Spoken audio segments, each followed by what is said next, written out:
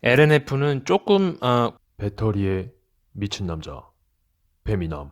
안녕하세요, 구독자 여러분. 이번 시간에는 저번 시간에 이어서 기업 사업 보고서를 통한 핵심 정리를 해보려고 합니다. 그래서 오늘 리뷰할 기업은 LNF고요. 에코프로비엠하고 기업적 성향이 되게 비슷하죠. 양극재 제조업하는 회사로서.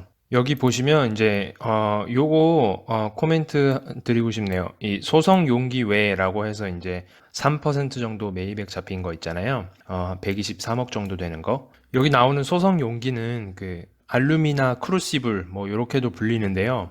뭐 요렇게 생겼어요. 요거는 이제 랩 스케일이라서 되게 작은데 실제로 이제 양산 스케일에서는 이게 훨씬 크겠죠. 이걸 훨씬 크게 만들어서 뭐 여러 단으로 쌓기도 하고 그런 식으로 해서 이제 이용을 하는데 얘가 소성 제가 지난 영상에서도 말씀드렸다시피 오븐에다가 굽는 거잖아요. 고온에다가 넣고 이게 뭐 700도면 700도, 900도면 900도 이런 식으로 이제 고온에다가 굽기 때문에 여러 번 쓰다 보면은 이 양극재하고 이 소성 용기하고 이제 어느 정도 또 반응이 생기고 그래서 이제 트레이들이 부식이 돼서 그거 이제 뭐 몇 번 이상 썼으면은 이제 쓸 수 없고 폐기 처분을 해야 되거든요. 123억이나 되는 숫자를 보니까 이게 무시는 못하는 것 같아요. 그래서 많지는 않지만 이런 소성 용기, 알루미나 크루시블에 대해서 이런 부식 같은 거 방지를 하고 조금 더 오래 쓸 수 있는 그런 연구들도 하곤 해요. 그래서 이 소성 용기 여기 나와 있는 김에 알려드리고 싶었고요. 그 다음에 이렇게 쭉 보게 되면 이제 증설 나오죠. 18년도 5월에부터 시작해서 19년도에 하나 더 있고, 그래서 캐파 증설이 있고, 투자액은 840억, 700억 이 정도 스케일로 됩니다. 그리고 매출 알아볼게요. 국내 매출 비율은 이제 생각보다 얼마 안 되죠. 되게 적죠.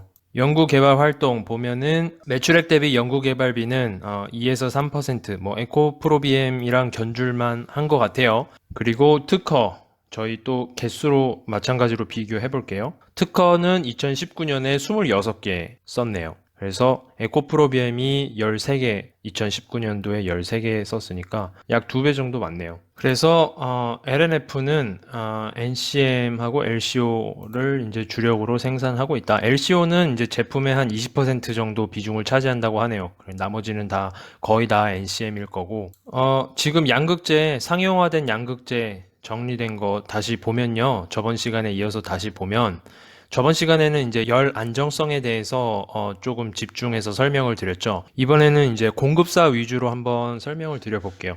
그래서 NCA가 확실히 NCA를 대량 합성하는 기술이 있으면 이게 프리미엄이 있다라고 이제 해석이 되는데요. 그래서 국내에서는 에코프로가 거의 유일한 걸로 알고 있고 그 다음에 이제 일본 수미모토 그리고 독일의 바스프 이 정도가 이제 NCA의 이제 3대장이라고 보시면 되겠고요. 스미모토가 이제 리딩하고 있고 그 다음 에코프로 그 다음에 바스프 저번 시간에 우리 같이 봤죠. 그 다음에 이제 NCM 또는 뭐 NMC라고 하는데요. LNF, 코스모 신소재 그리고 유미코어, 유미코어도 지난 시간에 간단하게 언급했었죠. 벨기에 소재 기업이고 한국에도 실제로 연구소랑 생산 공장이 있어요. 그리고 니치아, 일본 기업이죠. 글로벌 양극재 시장 수요 전망을 보게 되면요. NCM이 주를 이룰 거다 이렇게 나와 있어요. NCM이 가장 많이 쓰일 거다. 그리고 뭐 연평균 성장률은 약 30% 정도 될 거다.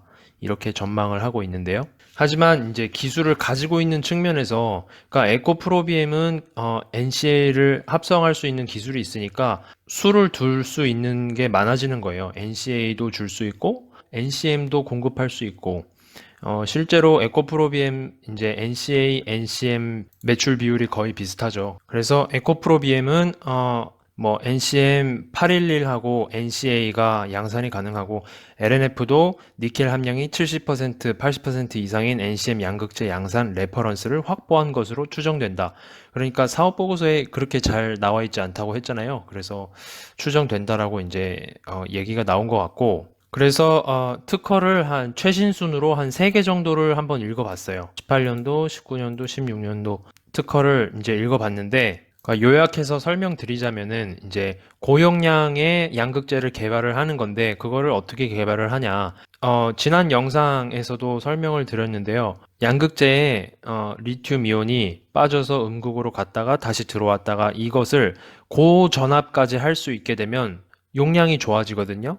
그러면 이제 전기차로 따졌을 때 더 먼 거리를 갈 수 있는 거예요. 그런데 고전압에서는 이게 불안정하단 말이에요. 저번 영상에서도 설명드렸듯이 고전압에서는 불안정한데 그거를 이제 보통 그 고전압에서도 안정하게 만들 수 있는 그런 연구 중에 재료 연구 중에 가장 대표적이고 기본적으로 할 수 있는 게 다른 메탈들을 도핑해 보는 거예요. 여기에서 나온 거는 뭐 지르코늄, 타이타늄, 마그네슘, 뭐 칼슘, 바나듐 뭐 이런 것들을 이제 조금씩 넣어봐서 도핑을 시켜보는 거예요. 그리고 테스트를 했을 때 고전압에서 얼마나 더 안정되냐. 이게 지금 이 특허의 주된 내용이라고 보시면 될 것 같고요. 그래서 여기 보면은 해당 특허는 이제 NCM 70, 15, 15를 했네요.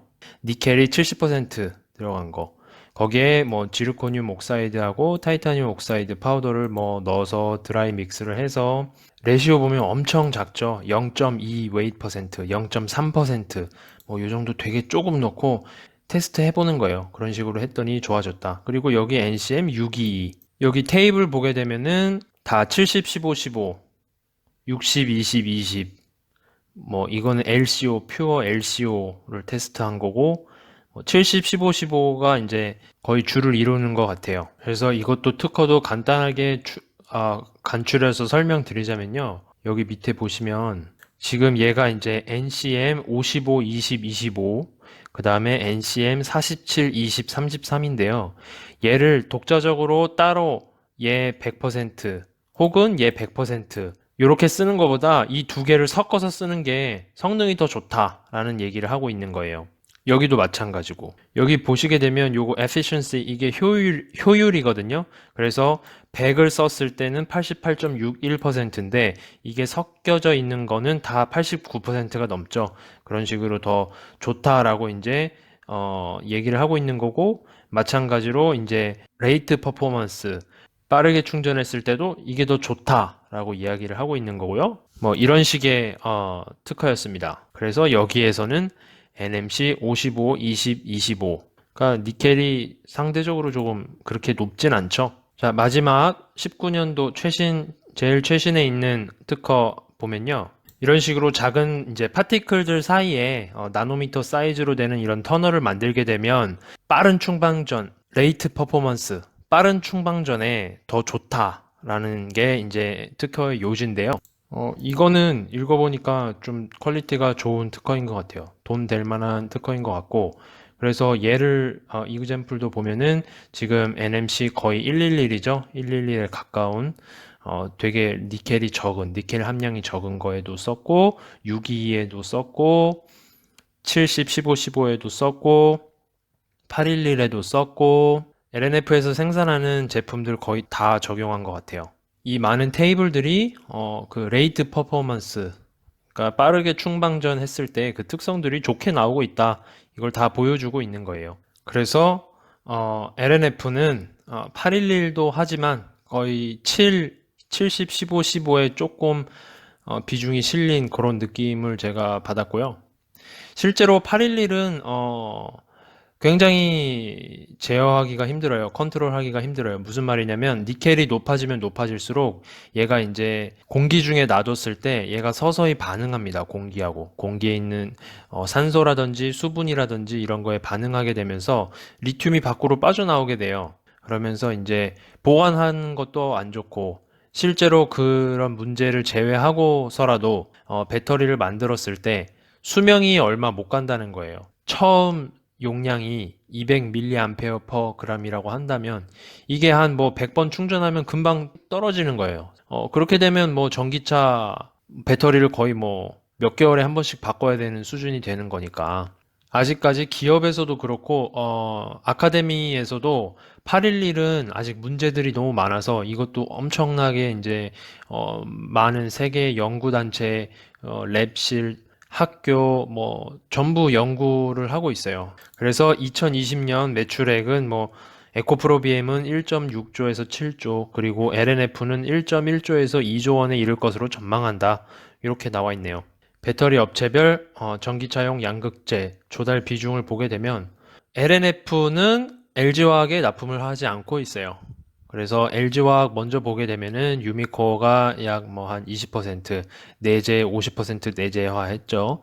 그 다음에 뭐 니차라든지 바스프 뭐 이렇게 되는 거고, 삼성 SDI도 내재율이 거의 한 50% 정도 돼요. 그 다음에 유미코어 26%, 나머지는 LNF 뭐 이 정도 되는 거고, SK이노베이션은 LNF 28%, 에코프로비엠 28%, 그다음에 나머지는 유미코어. 지표들 좀 같이 볼게요. PBR은 4점대 쭉 내려보면, 그래서 작년에는 적자였고 올해는 컨센이 영업이익이 102억, ROE는 5%에 PER은 한 78, 그다음 PBR은 4, 이 정도 되고요. 부채 비율이 조금 높은 것 같아요. 아무래도 이제 증설도 해야 되고 하다 보니까 이제 돈을 많이 끌어다 쓴 것 같은데, 그런데 이거보다는 저희가 이제 집중해야 될 거는, 그래서 지금 현재 주가가 밸류에이션 대비 얼만큼 비싸냐, 요거를 조금 더 집중하시면 결정하시는데 도움이 되지 않을까 싶어요. 그래서 에코프로비엠하고 이제 비교를 해야 될 것 같은데, 이 그래프, 그림 6번 그래프 보게 되면 요게 조금 잘 설명되어 있는 것 같아요. 배터리 기업들 전부 다 이렇게 정리를 해 놓은 그래프인데요. 오른쪽이 ROE고 Y축이 PBR이었을 때 LNF는 조금 고평가돼 있지 않느냐, 이렇게 이제 보게 되네요. 그래서 또 같은 PBR로 봤을 때는 ROE가 높은 게 당연히 더 좋잖아요. 그래도 장기적으로 봤을 때 양극재 기업은 저는 항상 더 긍정적으로 바라보는 이유가, 배터리 성능은 양극재에 달려 있다고 해도 과언이 아닐 정도로 양극재의 비중이 너무 높고, 기업의 성장성을 평가할 때 이 기업이 얼마나 글로벌 할 수 있느냐, 그런 걸로 이제 수출을 얼마나 하느냐, 이런 것도 따지기도 하는데, 두 기업 전부 다 수출 굉장히 많이 하는 기업이고, 그렇기 때문에 중장기적으로 봤을 때는 충분히 가치가 있다, 충분히 투자 가치가 있다 라고 생각이 듭니다. 얼마 전에 재밌는 뉴스가 있어서 같이 잠깐만 볼게요. 뭐 진짜 갑은 테슬라가 아니야, 공급 부족이 만든 갑을 역전. 그래서 이 뉴스 읽어보면은 결국에는 이제 전기차의 최대 수혜자는 완성차 업체가 아니라 배터리 기업 아니냐, 이런 식으로 이제 나오고 있고요. 그래서 여기 한번 같이 읽어볼게요. 익명을 원한 배터리 업체 관계자는 유사 이래로 갑을이 바뀌는 식으로 비즈니스 구조가 역전되는 일은 드물다며, 2025년 이후에는 절대 공급량이 현재보다 훨씬 늘어나기 때문에 현재와 같이 배터리 업체들이 갑의 위치를 유지하긴 힘들 것이라고 내다봤다. 그러면 2025년까지는 배터리 기업이 승산 있는 거잖아요. 배터리 기업이 공급이 지금 부족하니까 배터리 기업, 그리고 양극재 재료 납품하는 기업들이 뭐 갑의 위치에 있다고 이렇게 얘기를 하는 거잖아요. 돌려서 바꿔서 이야기하면. 그러니까 적어도 2025년까지는 중장기적으로 봤을 때 LNF든 에코프로비엠이든 LG화학이든 회사가 성장할 기회가 높다라고 해석하면 될 것 같아요. 그래서 LNF를 이제 간단하게 이제 요약해 보면, NCM 70, 15, 15에 조금 힘을 싣고 있는 것 같다. 811도 이제 하고 있는 것 같다. 이렇게 보시면 될 것 같고, 매출액은 2020년도 컨센이 4,600억. 비교하자면 에코프로비엠 컨센은 7,600억이고요. 그 다음에 캐파 증설하고 있다. 이 정도로 이제 보시면 될 것 같고요. 그래서 밸류에이션은 지금 조금 높아서 투자하기엔 조금 부담스러운 면이 있는 건 사실이에요. 그렇지만 아까 뉴스에서도 알 수 있다시피, 제가 거의 모든 영상에서 계속 얘기하고 있지만 배터리 시대는 옵니다. 여러 기관들에서 배터리의 수요가 급격히 증가할 것이라는 그런 전망치를 내놓고 있기 때문에 배터리 시장에 대해서 굉장히 긍정적이에요. 뭐 뉴스에서도 얘기했듯이 2025년도까지는 공급이 부족하기 때문에 그런 점들을 고려해 봤을 때는 중장기적으로는 투자해 볼 만하다라는 게 저의 생각입니다. 오늘도 긴 영상 봐주셔서 감사하고요. 제 영상이 투자하시는데 조금이나마 도움이 되셨으면 합니다. 시청해 주셔서 감사합니다.